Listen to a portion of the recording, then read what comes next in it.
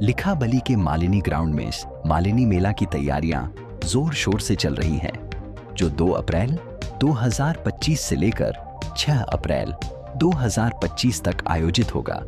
इस बार के मालिनी मेले में कई आकर्षक और रंग बिरंगे कार्यक्रमों का आयोजन किया जाएगा, जो दर्शकों को मंत्रमुग्ध कर देंगे।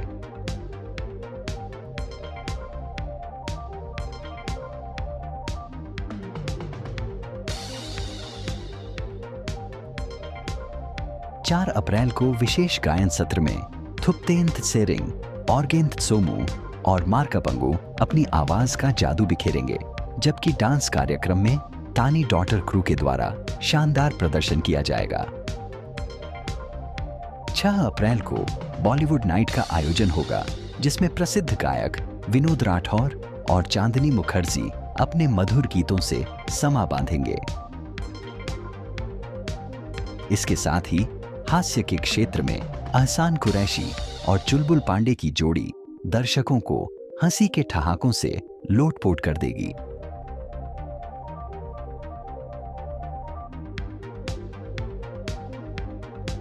एक वयस्क मादा हिमालयी शेरों को मंगलवार को पापुमपारे जिले के किमिन से ईटानगर चिड़ियाघर लाया गया।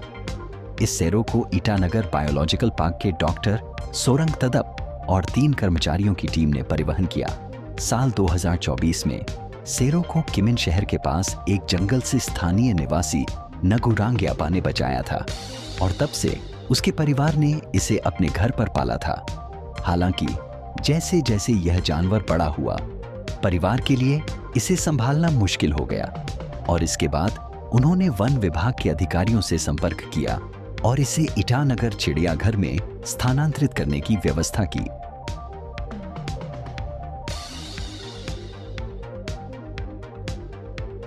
ईटानगर पुलिस ने अरुणाचल प्रदेश सरकार के कौशल विकास और उद्यमिता विभाग के एक सलाहकार के अपहरण और हमले के मामले में 2 व्यक्तियों को गिरफ्तार किया है।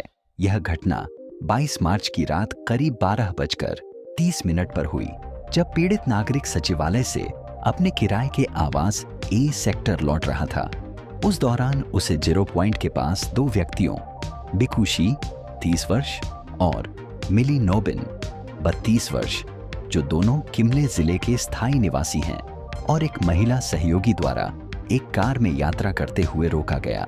पुलिस ने कहा कि आरोपियों ने पीड़ित का जबरदस्ती अपहरण किया, उसे शारीरिक रूप से हमला किया और उसे गाली गलौज का शिकार बनाया।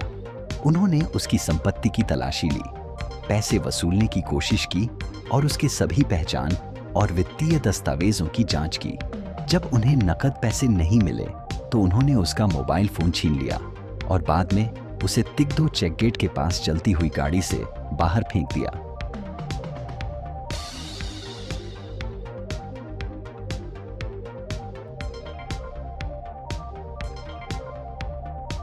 कृषि, पशुपालन और वेटरनरी मंत्री गैब्रियल डी वांगसू ने बुधवार को सुअर पालन करने वाले किसानों को पारंपरिक खेती से वाणिज्यिक खेती की ओर बदलाव करने के लिए प्रोत्साहित किया और इसके आर्थिक विकास और आत्मनिर्भरता के लिए संभावनाओं को उजागर किया।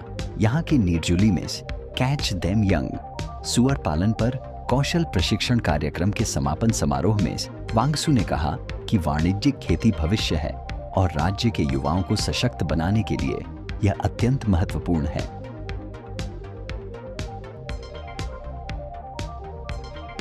अरुणाचल प्रदेश के शहरी विकास और शहरी स्थानीय निकाय मंत्री बलो राजा ने राज्य में शहरी विकास और बुनियादी ढांचे की परियोजनाओं को गति देने के लिए केंद्रीय सरकार से अतिरिक्त धन की मांग की।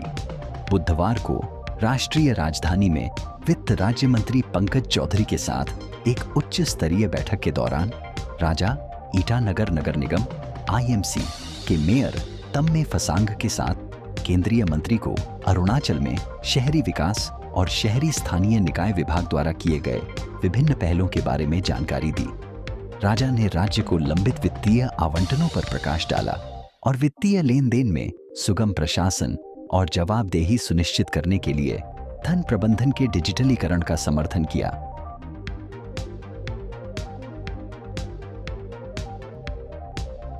महिला कल्याण संगठन WWO पूर्व कमेंग, जो अरुणाचल प्रदेश महिला कल्याण समाज APWWS की एक संलग्न इकाई है, ने अरुणाचल प्रदेश शैक्षिक समाज पूर्व कमेंग इकाई के सहयोग से 21 मार्च को यहां नायबू नगम यार्को में महिला रात्रि विद्यालय वयस्क शिक्षा की शुरुआत की। इस पहल की घोषणा करते हुए WWO पूर्व कमेंग की महासचिव पप्पी सोनम ने कहा, यह बताते हुए हमें खुशी हो रही है कि हम उन महिलाओं को शिक्षा प्रदान करके महिलाओं के सशक्तिकरण की दिशा में एक महत्वपूर्ण कदम उठा रहे हैं, जिनके पास स्कूल जाने का कभी अवसर नहीं था।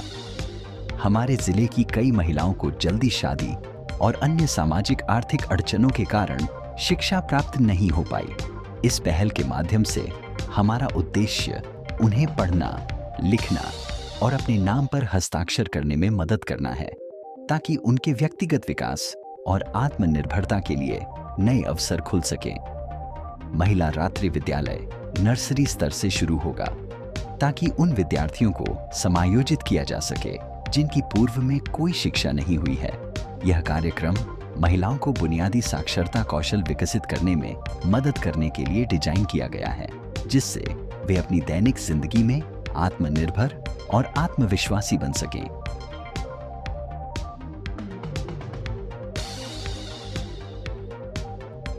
पश्चिम पासीघाट विधायक निनोंग एरिंग ने कहा कि ग्राम पंचायतें GP स्थानीय नागरिकों को बुनियादी सेवाएं प्रदान करने और समाज के गरीब और हाशिए पर रहने वाले वर्गों की समस्याओं का समाधान करने के लिए जिम्मेदार हैं। एरिंग ने यह भी कहा कि यह अच्छे तरीके से योजनाबद्ध रणनीतियों और संसाधनों के प्रभावी उपयोग के माध्यम से संभव हो सकता है।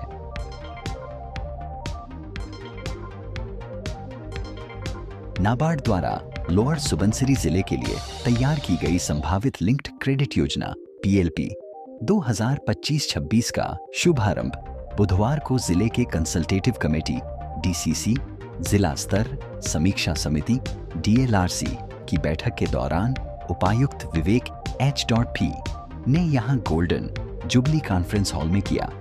बैठक के दौरान नाबार्ड के जिला विकास प्रबंधक डॉक्टर ललित मौर्य ने सूचित किया कि जिले में प्राथमिक क्षेत्र के लिए कुल अनुमानित क्रेडिट संभावनाएं 66 करोड़ 29 लाख 7 हजार रुपए हैं, जिसमें 44 करोड़ 26 लाख रुपए कृषि और संबद्ध गतिविधियों के लिए आवंटित किए गए हैं।